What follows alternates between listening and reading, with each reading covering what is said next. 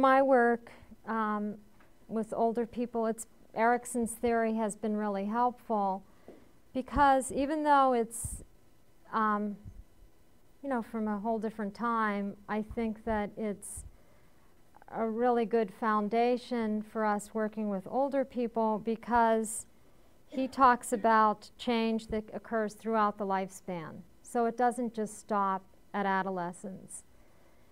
And so particularly, with the stage of maturity, I find helpful. And also, I've found by using this theory that I can see how the people who I'm seeing are kind of stuck in certain stages of development when they could be 80-some years old, and you still see the trust versus mistrust problem. So he was the first psychologist to propose that psychological development occurs after childhood, and that it can happen throughout life into old age. And there are some problems with the theory. It's a stage theory, so the idea is that you can't go on to the next stage until you master the stage you're at. And basically, just to review again, that he found that change occurred when a person could master a conflict of the developmental stage. And once that was mastered, then the person could grow and move on. So the important piece to us is the stage of ego integrity versus despair. And for people working with older adults, maybe I've seen this where you can have I'll have one person who I'm seeing who I can really see that there is this sense of peace with their life that's been led. They can review, there's a lot of life review when working with older people. And one person in particular who I think of is an 82-year-old woman, and she was a writer, and she went to Japan for a couple years in her early 20s, did some traveling, lost her partner 3 years ago, her partner of 30 years. And there is this sense with her that the life she's lived has been fulfilling, and that she even says that she has no regrets. And wisdom is something I'll talk about later here. Erikson believed that if this stage is mastered, then the outcome is wisdom. And wisdom is something that's not real easily defined. But it's, a sense of being at peace and knowing how to manage life's difficulties. And this woman in particular, she has cognitive impairment. She has trouble remembering a lot, but she's definitely functional, and she can carry on a coherent conversation, and probably her education and her background has helped her.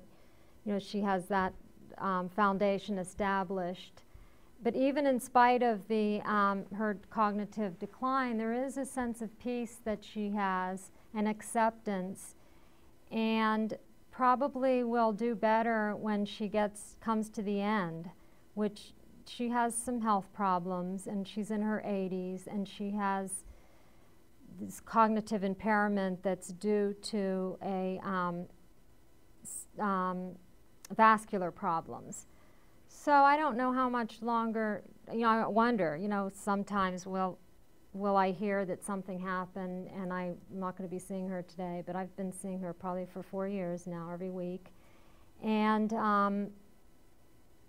and there is a different quality as compared to some other people. But I think that when she gets to the point where she's ready to leave, I think that she'll be at peace and not regret, be able to let go.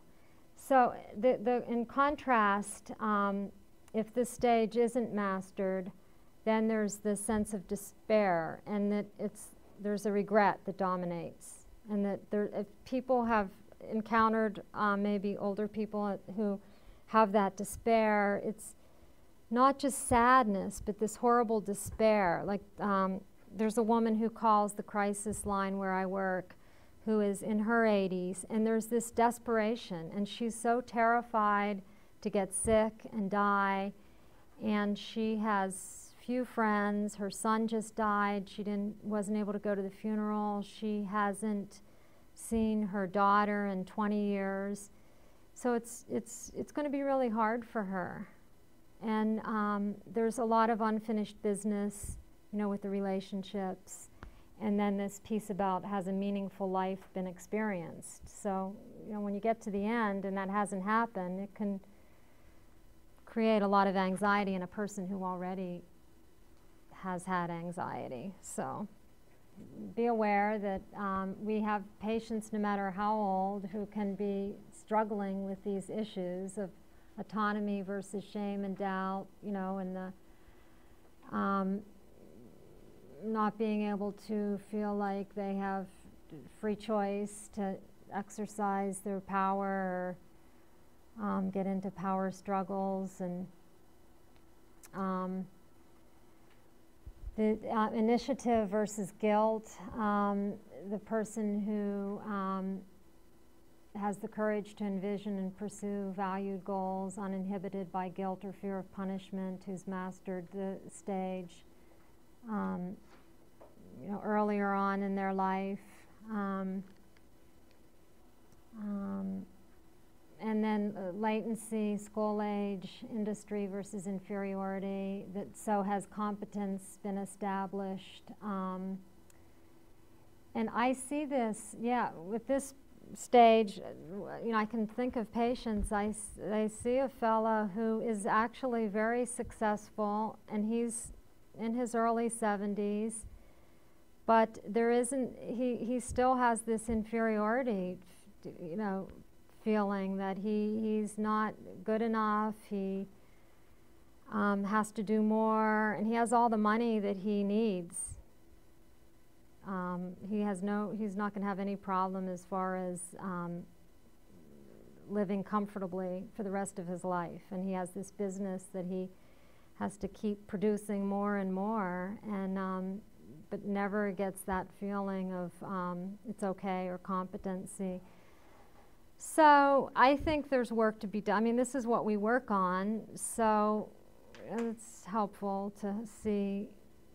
And also his issues in latency, and how he tried to please his parents, and how he really didn't have anyone around, role model, and as far as a father and so on. So that's helpful with him. As far as adolescence, identity versus role confusion, this is a time in life where we try to discover, who am I? And peer relationships are important, and that's part of discovering who I am. And you can see, we know people who haven't worked through this stage, and it can go into late adulthood, where it's still trying to figure out, who am I? As far as young adulthood, intimacy versus isolation, this is figuring out how to love and having a mutual relationship. Finding yourself in the other person. Let's see. Warmth, understanding, trust, loneliness versus loneliness or being ostracized. And so this is the important time in life. Partners become important. Can can I find myself in another person? So again, we can see people who are stuck in this stage. Adulthood, this is the middle age period where what becomes important is the next generation. Can I create something that will live on, whether that be children or involvement in anything, some charity, anything that gives to the next generation, versus self-absorption, stagnation.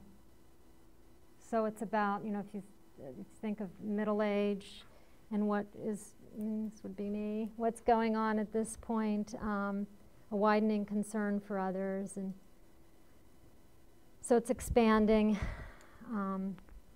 beyond, like in the beginning with the oral stage and starting with the mother and expanding into the social networks. And that is one thing that Erickson did address, the social aspect, and not just the individual. And then back to maturity, which we hope for, the detached concern with life in the face of death.